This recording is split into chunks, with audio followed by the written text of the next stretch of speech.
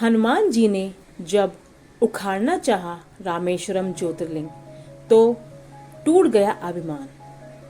कथा अनुसार जब भगवान श्री राम लंका पर विजय प्राप्त कर लौट रहे थे तो उन्होंने गंधमादन पर्वत पर विश्राम किया। वहां पर ऋषि मुनियों ने श्री राम को बताया कि उन पर ब्रह्म हत्या का दोष है जो शिवलिंग की पूजा करने से ही दूर हो सकता है। इसके लिए भगवान श्री राम ने हनुमान से शिवलिंग लेकर आने को कहा। हनुमान तुरंत कैलाश पर पहुंचे, लेकिन वहां उन्हें भगवान शिव नजर नहीं आए। अब हनुमान भगवान शिव के लिए तप करने लगे। उधर मुहूर्त का समय बीता जा रहा था। अंततः भगवान शिव शंकर ने हनुमान की पुकार को सुना और हनुमान ने भगवान शिव से आशीर्वाद सहित एक अद्भुत शिवलिंग प्राप्त किया। लेकिन तब तक देर हो चुकी थी।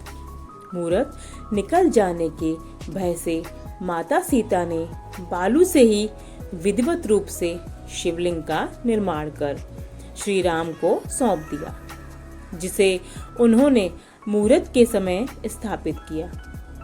जब हनुमान वहां पहुंचे तो देखा कि शिवलिंग तो पहले ही स्थापित हो चुका है। इससे उन्हें बहुत बुरा लगा। तब उन्होंने श्री राम से कहा कि हे प्रभु, आपके आदेश पर मैं इतना श्रम कर ये शिवलिंग लाया हूँ और आपने किसी और शिवलिंग की स्थापना कर ली।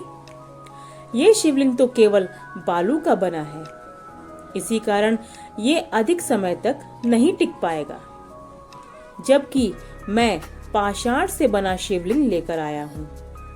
श्री राम हनुमान की भावनाओं को समझ रहे थे। उन्होंने हनुमान को समझाया, लेकिन वे संतुष्ट नहीं हुए। तब श्री राम ने कहा, हे हनुमान, इसमें दुखी होने की कोई बात नहीं है, किंतु यदि तुम्हारी इच्छा हो तो इस शिवलिंग को हटाकर तुम अपने शिवलिंग की स्थापना कर दो। यदि तुम ऐसा कर सके तो हम तुम्हारे ही शिवलिंग की पूजा करेंगे।